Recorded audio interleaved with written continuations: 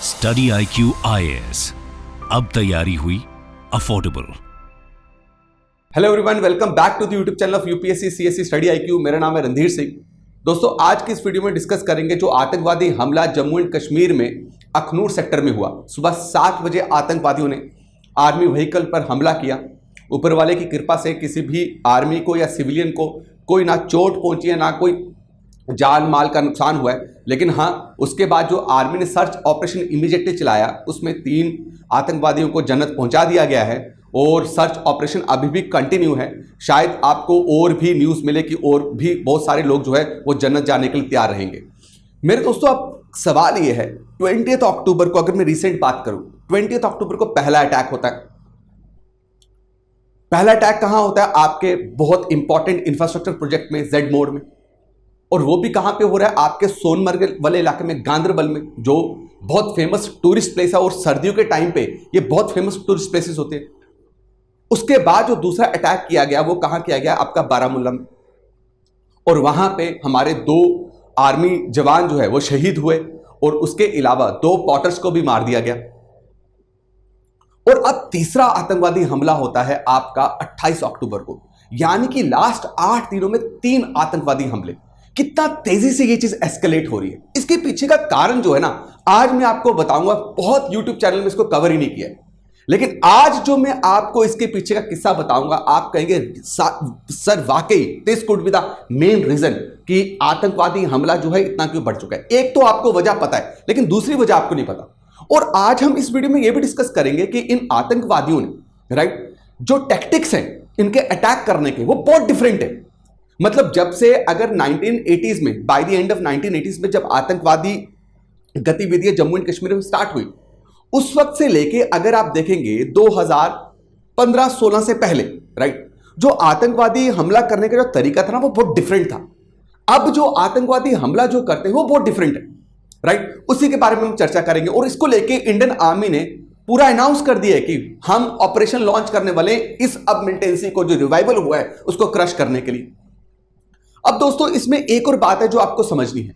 जब prime minister Modi ने तीसरी बार शपथ ली, उस वक्त से लेके अभी तक अगर मैं बात करूं, टोटल 8 आतंकवादी हमले हो चुके हैं पूरे जम्मू एंड कश्मीर में। पूरे जम्मू एंड कश्मीर में हमें 8 आतंकवादी हमले देखने को मिले, जिसमें हमारे कई नौजवान जो हमारे सोल्जर्स थे और आर्मी ऑफिसर्स थे, उन्होंने जान गंवाई। पुलिस वालों को भी जान गई, ठीक है, वो शहीद हुए देश के लिए। और उसके अलावा सिविलियंस को भी टारगेट किया गया, अगर आपको रियासी अटैक पता हो तो। आज हम इसके पीछे का कारण जानते हैं कि सबसे बड़ा कारण क्या है। मेरे दोस्तों, क्या हुआ? अब सब आपको बोलते हैं आर्टिकल 270 एब्रोगेट हुआ, ठीक है। उसके बाद क्या कहते हैं, जम्मू एंड कश्मीर में अमन शांति ना रहे, ठीक है। कश्मीर में हम दिखा पाए जिस तरीके से सेंट्रल गवर्नमेंट, जिस तरीके से इंडिया बाहर रिप्रेजेंट करता है कश्मीर में पीस है, वो एक्चुअल में पीस नहीं है, यही हमने बताना है, ठीक है। और आपको पता है कि 2019 के बाद स्पेशली हैवी मिलिटराइजेशन की गई। कश्मीर में बहुत बड़े लेवल पे आर्मीज को डिप्लॉय किया गया। इंटेलिजेंस जो आपकी एजेंसीज हैं उनको बहुत बड़े लेवल पे एक्टिवेट किया गया कि देखिए अब कश्मीर खुला रहना चाहिए, कश्मीर बंद नहीं हो जाए, ना कश्मीर में कोई पत्थर पड़ेंगे, ना कश्मीर में कोई स्ट्राइक होगी, और ना ही कश्मीर में कोई आतंकवादी हमला होना चाहिए। क्योंकि अगर आप उठा के देखें, आज से 10-12 साल पहले का सिनेरियो देखें, तो कभी कभी कश्मीर 7-7, 8-8, 9-9 महीने तक बंद रहा है। Let's take an example of Burhan Wani. अगर आप बुरहान वानी का, जब उसको मार गिराया गया एनकाउंटर में, उसके बाद 8 to 9 मंथ्स तक कश्मीर जो है वो बर्न हो रहा था। आप देखिए उसमें इकोनॉमिक लॉस कितना है, राइट। आपकी शॉप्स बंद है, पत्थरबाजी हो रही है, ठीक है, टूरिस्ट नहीं आ पा रहा, तो कितना बड़ा नुकसान था। यही करना था कि देखिए आर्मी, डिफेंस पर्सनल, इनका भी नुकसान बहुत ज्यादा हो रहा है, लेकिन जो लोकल कम्युनिटी है उनका भी बहुत बड़ा नुकसान हो रहा है। जो रेवेन्यू, J&K जैसी आपकी स्टेट जो अर्न कर सकती थी, रेवेन्यू जो बना सकती थी, रेवेन्यू बना नहीं पा रही, अपनी टोटल कैपेसिटी में चल ही नहीं पा रही। तो गवर्नमेंट ने क्या किया? स्क्रैप किया, ठीक है, डिप्लॉयमेंट करी, इंटेलिजेंस को एक्टिव किया, मिलिटेंट्स को खत्म किया। अब गवर्नमेंट का काम था डेवलपमेंट। तो गवर्नमेंट ने डेवलपमेंट के लिए क्या किया? अब J&K किसके लिए फेमस है? टूरिज्म, है ना। J&K को स्विट्जरलैंड नहीं बोलना चाहिए, स्विट्जरलैंड को बोलना चाहिए Jammu and Kashmir of the world. इतना सुंदर है। आप अगर कभी कश्मीर और जम्मू दोनों की बात करो, दोनों सुंदर है। हम हमेशा कश्मीर की बात करते हैं, लेकिन मैं खुद J&K से हूं। अगर आप जम्मू में आएंगे, जम्मू डिवीजन में, जम्मू डिवीजन में भी बहुत सारे ऐसे डिस्ट्रिक्ट्स हैं जहां पे आपको मेस्मराइजिंग व्यूज मिलेंगे, जहां पे इतना सीनिक ब्यूटी है, यू कांट इवन इमेजिन। तो जम्मू एंड कश्मीर होल पूरा बहुत बहुत ज्यादा क्या है आपका ब्यूटीफुल है, बहुत अट्रैक्टिव डेस्टिनेशन है बहुत सारे टूरिस्ट के लिए। ऊपर से यहां पे पिलग्रिम सेंटर्स बहुत ज्यादा है, श्री माता वैष्णो देवी जी का टेम्पल है, अमरनाथ यात्रा यहां पे होती है, ठीक है। तो गवर्नमेंट को पता था कि अगर हमने टूरिज्म पे काम किया और जो इंपॉर्टेंट टूरिस्ट प्लेसेस हैं उनको अगर हाईलाइट किया तो रेवेन्यू अच्छा खासा जनरेट होगा, पीस आएगा, प्रॉस्पेरिटी आएगा, specially among the people of Kashmir. तो गवर्नमेंट ने क्या कर दिया मेरे दोस्तों, 2020 में गवर्नमेंट ने क्या किया, 2020 में आपकी टूरिज्म पॉलिसी लाई। टूरिज्म पॉलिसी ये इसीलिए बनी थी, इसका ऑब्जेक्टिव यही था, इसका मकसद ये था कि कश्मीर को, जम्मू एंड कश्मीर को पूरी तरीके से निखार देना है, खुशहाली आनी चाहिए। तो इसमें क्या किया बच्चा, बहुत इंपॉर्टेंट साइट्स जैसे कि पहलगाम, गुलमर्ग, माता वैष्णो देवी जी और इसके अलावा बहुत सारी साइट्स को क्या किया गया, आपका प्रमोट किया गया। और आप देखिए कैसा बदला है इसकी प्रमोशन से, जैसे गवर्नमेंट ने पूरा स्पेंड करना स्टार्ट कर, टूरिज्म सेक्टर को एक्टिवेट किया, टूरिज्म डिपार्टमेंट को एक्टिवेट किया, बट खास अच्छे खासे जो ऑफिसर्स जो जेएंडके के थे उनको भी डिप्लॉय किया बड़े बड़े पोजीशंस में, ताकि इस पॉलिसी की प्रॉपर इंप्लीमेंटेशन हो पाए। तो हुआ क्या, आपका 2020 से लेके अभी तक 2024 में 4 करोड़ टूरिस्ट ने आपका अकेले सिर्फ कश्मीर विजिट किया था। मैं जम्मू की बात ही नहीं कर रहा हूं, 4 करोड़ टूरिस्ट विजिटेड कश्मीर। और अगर मैं लेके चलूं पहले हाफ की, इस साल की जनवरी से लेके अगर मैं बात करूं जुलाई तक की, राइट, जून जुलाई तक थी कि, तो बच्चे कितने टूरिस्ट जो हैं अभी तक आ चुके हैं, 1.2 मिलियन। Can you imagine? आप सोचिए, टूरिस्ट आपके पास आ रहा है, वो वहां पे आके खर्चा कर रहा है, होटल बुक करवा रहा है, ठीक है, ट्रांसपोर्ट का फायदा उठा रहा है, ठीक है, रेस्टोरेंट्स में जा रहा है, तो कितना इकोनॉमिक बूस्ट होगा। और कश्मीर में मेरे दोस्तों पीस आया, मैं खुद आई एम टेलिंग यू, मैं 2022 में आई वेंट टू कश्मीर, ठीक है, और वहां पे मैं शिकारा में बैठा हूं, तो when I talk to the person जो शिकारा चलाते हैं वहां पे, आपने देखा होगा डल लेक में, तो मैंने उसको बोला भाई जो कितना नुकसान हुआ कोविड के टाइम पे, उससे पहले जब आर्टिकल 370 जब हमने एब्रोगेट किया था, अगर आपको पता हो, जब एब्रोगेट हुआ, हमने जब एब्रोगेट किया तो उसके बाद कुछ देर के लिए हमने सब कुछ बंद रखा था ताकि पीस रहे, ताकि लोगों को भड़काया ना जाए। और यहां के रीजनल पॉलिटिकल पार्टीज जो हैं उनको, और पॉलिटिकल लीडर्स जो हैं उनको क्या किया था, हाउस अरेस्ट किया हुआ था, क्योंकि पता था कि भड़काएंगे, तो भड़काने नहीं देना, राइट, किसी को भड़काने नहीं देना। तो जब मैंने उस शिकारे वाले से बात करी, उसने बोला कि लास्ट 2-3 साल का, राइट, जितना नुकसान हुआ था 2 महीने में कंप्लीट हो गया। आई स्वेयर टू गॉड, ये मैंने खुद सुना हुआ है, राइट, मेरी आंखों और मेरे कानों ने ये चीजों को एक्सपीरियंस किया है। इतना फायदा जो है आपके कश्मीर के लोगों को और जम्मू के लोगों को बहुत मिला। माता वैष्णो देवी में अगर आप देखेंगे बच्चा, टूरिज्म इतना तेजी से बढ़ा, रियासी में टूरिज्म इतना तेजी से बढ़ा, किया क्या, अब पीस आया। पाकिस्तान को क्या था कि हम वहां से आतंकवादी भेजेंगे, कुछ मोटिवेटर भी भेजेंगे वहां से, जो आके यहां पे अनएम्प्लॉयड यूथ को केटर करेंगे, अनएम्प्लॉयड यूथ को टारगेट करके उनको बोलेंगे यार आपको मिल ही क्या रहा है, कुछ भी नहीं मिल रहा। लेकिन अब जो कश्मीरी जो हैं और आपके जम्मू एंड कश्मीर के यूथ, दे आर एंगेज्ड। अब जब ये एंगेजमेंट इतनी बढ़ गई तो अब उनको बर्दाश्त नहीं हो रहा, किसके सहारे वो लड़ेंगे, यू टेल मी, किसके सहारे जो है वो किसको रेडिकलाइज करेंगे। रेडिकलाइज करने के लिए बंदा खाली दिमाग होना चाहिए, बंदा वेला, पंजाबी में बोलते उसको वेला बैठा होना चाहिए, लेकिन है कौन है, कोई वेला ही नहीं है। तो ये पीस एंड प्रॉस्पेरिटी हजम ही नहीं हुई किसको, पाकिस्तान को।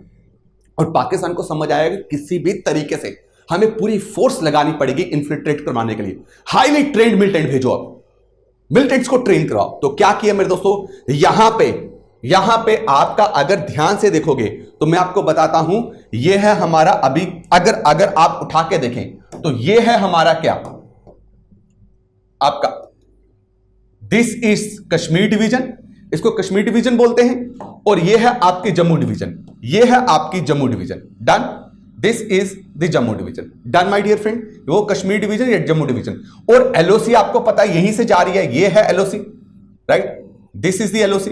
ये जो येलो लाइन के बीच में जो मैंने एरिया रखा ना, ये सारा क्या लाइन ऑफ कंट्रोल है। और आपको पता है लाइन ऑफ कंट्रोल पे यहां पे जो बैठे हुए हैं, कौन, यहां पे जो पाकिस्तानी बैठे हुए हैं इलीगली, ठीक है, तो उन्होंने क्या किया, यहां पे लॉन्च पैड्स बनाए हुए हैं, जैश ए मोहम्मद के मदद से, हिजबुल मुजाहिदीन की मदद से, और इन्हीं लॉन्च पैड से वो क्या करते हैं मेरे दोस्तों, आपका कश्मीर में और जम्मू में क्या करते हैं मेरे दोस्तों, मिलिटेंट्स को भेजते। अब आप ये सवाल पूछेंगे सर हम इसको गार्ड क्यों नहीं कर लेते, इतना क्या है, अगर हमने इतनी ही मिलिट्री को यहां पे डिप्लॉय किया हुआ है तो यहां पे इसको हैवीली गार्ड किया जाए। लेकिन बच्चा आप समझिए यहां पे चैलेंज क्या है, टेरेन का, ये टेरेन इलाका है, ये पहाड़ी इलाका है, यहां पे जंगल इतने डेंस है ना, फॉरेस्ट इतने डेंस है, स्पेशली अगर आप इन रीजन में बात करो तो यहां पे इतने क्लोज में आप बंदे को नहीं देख पाओगे, इतने डेंस फॉरेस्ट है। यहां पे स्विफ्ट रिवर्स चलती हैं बिल्कुल एलओसी के पास, ठीक है। यहां पे नेचुरल केव्स हैं क्योंकि हिमालय के ऊपर है, तो हिमालय के यहां भी कच्चे पहाड़, ठीक है, नेचुरल केव्स हैं जिससे वो इजीली क्या करते बच्चा अंदर। अब इंडियन आर्मी पूरी 99% तो मेरे दोस्तों क्या करती है, इन्फिल्ट्रेशन को रोक देती है। लेकिन ये इतना टेरेन एरिया है कि I am telling you it is not easy for our defence forces to guard it, कुछ कुछ जगह है वो आप गार्ड कर नहीं सकते, नेक्स्ट टू इम्पॉसिबल है। स्पेशली अब जब विंटर्स आने वाली है, सर्दियां आएंगी तो इनको गार्ड करना बहुत मुश्किल हो जाता है। अब इन्होंने सोच लिया पाकिस्तान ने कि अब देखो भाई यहां पे पीस एंड प्रॉस्पेरिटी बहुत है, ठीक है, ये लोगों को कंट्रोल करना बहुत इंपॉर्टेंट है, यहां पे भी पीस प्रॉस्पेरिटी बहुत ज्यादा है। अब करें क्या, इंटरनेशनल लेवल पे तो दिखाना है कि नहीं भाई देखो कितना ह्यूमन राइट वायलेशन है, कितने लोगों को मारा जाता है, गलत मिलिटेंट्स बना के मारे जाते हैं। तो इन्होंने क्या किया, यहां से मिलिटेंट्स को ट्रेन करवाया, जबरदस्त फंड मिला हिजबुल मुजाहिदीन को, आपके जैश ए मोहम्मद को, और इन्होंने भेजना स्टार्ट करे, हैवी अमाउंट पे इन्फिल्ट्रेशन करवाई। इंडियन आर्मी ने रिसेंटली, आप परसों की न्यूज पढ़ें, कल की न्यूज, जो लेफ्टिनेंट जनरल हैं आपके इंडियन आर्मी के, राइट, नॉर्दर्न कमांड के, उन्होंने बोला कि वी हैव इंटेल कि बहुत हैवी लेवल पे इन्फिल्ट्रेशन कर रहे हैं हम, 95, 98, 99% हम इन्फिल्ट्रेशन को रोकने की कोशिश करते हैं, बट कुछ कुछ जगह ऐसे हैं जहां से घुस जाते हैं। और ऑब्वियसली इनके पीछे का कौन है बच्चा, आपका ओजीडब्ल्यूज कौन है, ओवरग्राउंड वर्कर्स, हम ही में से है ना, हमारे ही जो भाई बने उनमें से हमारे को दुश्मन। तो अब ये और ट्रेंड भी हैं, और उनके उसके अलावा ये जो हथियार लेके अंदर घुस रहे, इट इज वेल इक्विप्ड। आपको पता है, कल की स्टेटमेंट में आपको बता रहा हूं, इंडियन आर्मी के आपके नॉर्दर्न कमांड के लेफ्टिनेंट आपके जनरल ने यह बात बोली है कि दे आर यूजिंग वेपन जो आपके आर्मर्ड व्हीकल को नुकसान पहुंचा सकते हैं। आपने अगर बुलेट प्रूफ जैकेट डाली है उसको चीर के आपको लग सकती है। आप इमेजिन कीजिए कि बुलेट प्रूफ जैकेट काम नहीं करेगी। They are using very advance weapon right now. और ऊपर से आर्मी ये भी बोल रही है कि इन्होंने ये भी बोला है आर्मी ने कि और क्या तरीका इनका बड़ा सिंपल हो गया है, टारगेटिंग सिविलियंस। आप उठा के देखे बच्चा, रियासी में क्या क्या सिविलियन को टारगेट किया, सिविलियन को टारगेट करने के बाद उसके बाद डोडा में आर्मी वालों पे, पुलिस वालों पे हमला किया। बिल्कुल चेंज कर दिया इन्होंने अपना तरीका। पहले ये सिविलियंस को टारगेट नहीं करते थे, आप उठाइए बहुत कम, वंस इन अ वाइल आप देखोगे कि सिविलियंस को टारगेट किया गया, but this time they are targeting civilians.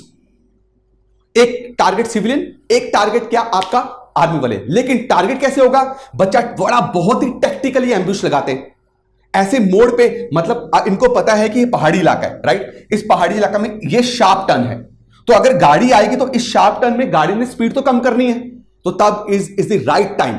Sidhi road पे कभी अटैक नहीं करते हैं, आप देखना हमेशा अटैक करेंगे यू टर्न वाले में, क्योंकि उनको पता है कि यहां पे गाड़ी रुकेगी तो इजीली क्या है आपका गोली मार सकते, निशाना बनाया जा सकता, ज्यादा से ज्यादा कैजुअलिटीज की जा सकती है। आप देखें रियासी वाला उठाए, यही सीन है। And what I told you कि भाई इंक्रीज एडवांस वेपन। तो अब आर्मी वाले ने बोला तुम्हारी ऐसी की तैसी, आओ अब तुम्हें सबक सिखाया जाएगा। तो आर्मी ने रिसेंटली बोला है कि we are going to follow a new tactics. हम भी नई स्ट्रैटेजी बना रहे हैं इनको करने के लिए, खत्म करने के लिए। सबसे पहले प्रोएक्टिव एंटी टेरर ऑपरेशन। मतलब पता है क्या है कि इनको यहां आने दो, क्या करो, लॉन्च पैड उड़ा दो क्या लो, इंटेलिजेंस लो और लॉन्च पैड उड़ा दो। मतलब देयर आर हाई चांसेस कि आर्मी एलओसी क्रॉस करके वापस उड़ी की तरह कोई सर्जिकल स्ट्राइक करेगी।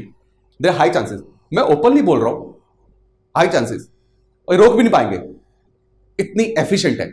दूसरी बात, local security forces. I am telling you, जितनी लोकल सिक्योरिटी फोर्सेस के साथ कोऑर्डिनेट करेगी Indian army, local security forces पता है कौन सी होगी, जेएंडके पुलिस। आप एक बार जेके पुलिस की ब्रेवरी देखो, जेएंडके पुलिस के जो एसओजी है, मैंने पहले भी बोला है, एसओजी इतने खतरनाक है, उनको एक बार पता चले कि इस जगह पे मिलिटेंट है, उसको इमीडिएटली कॉर्डन करके सीधा घुसते हैं। सीधा अटैक करते, they don't wait at all. और बोल रहे कम्युनिटी इंगेजमेंट करवाना बहुत जरूरी है। देखो लोकल कम्युनिटी का हमें पता है कि कम्युनिटी पूरी इन्वॉल्व नहीं है, बट कम्युनिटी में 0.1% कुछ लोग हैं, those who are helping this terrorist. हमें इन कम्युनिटी का कॉन्फिडेंस गेन करना है, इनका ट्रस्ट जीतना है कि see already we are doing very much a lot for you guys, right. इतना टूरिज्म बूस्ट किया, इतनी इंप्लॉयमेंट जनरेशन आपको करके दी है। So it is very important कि अगर आपको कोई भी ऐसा इंटेल मिले तो you should approach the defence person. It is very important, क्योंकि आपकी मदद के बिना ये नहीं हो पाएगा। या आपको लग रहा है कोई सस्पिशियस चीज देख रहे हो किसी लोकल में भी, ये कुछ सस्पिशियस एक्टिविटी कर रहा है, तो आप जरूर बताइए, क्योंकि इस पर ये मिलिटेंट कश्मीरी को भी टारगेट कर रहे हैं, लोकल कश्मीरी को भी टारगेट कर रहे हैं। क्यों? उनके दिमाग में डर डालने के लिए कि भैया किसी भी तरीके के आप साथ मत दो, साइड हट जाओ, किसी भी तरीके का साथ मत दो, साइड हट जाओ। तो दोस्तों ये स्ट्रैटेजी है, ये स्ट्रैटेजी था किसका? आपका, पाकिस्तान से आर्मी को मिलिटेंट्स को बैक करने का और इन मिलिटेंट्स को खत्म करने का इंडियन आर्मी ने यह नया तरीका अभी अपनाया है, जो आपको हर एक न्यूज़पेपर में देखने को मिलेगा। आइए सब दुआ करते हैं अपने आर्मी नौजवान के लिए, अपने उन सारे डिफेंस पर्सन के लिए जो फ्रंट लाइन में हमारे लिए पूरी तरीके से एक दीवार बन के खड़े हुए हैं। शायद क्या कहते हैं, ये लोग अपनी जान ना गंवाते या ये लोग इनको ना मारते, राइट, तो शायद हम में से कितनों को अपनी जान गंवानी पड़ती। तो एक बार इन सब के लिए हाथ जोड़ के क्या है, बहुत सारी रिस्पेक्ट। वीडियो को ज़्यादा से ज़्यादा देखिए बच्चा, कमेंट सेक्शन में कमेंट भी कीजिएगा, वीडियो को लाइक भी कीजिएगा, शेयर भी कीजिएगा। थैंक यू सो मच, धन्यवाद, जय हिंद। स्टडी IQ IAS, अब तैयारी हुई अफोर्डेबल।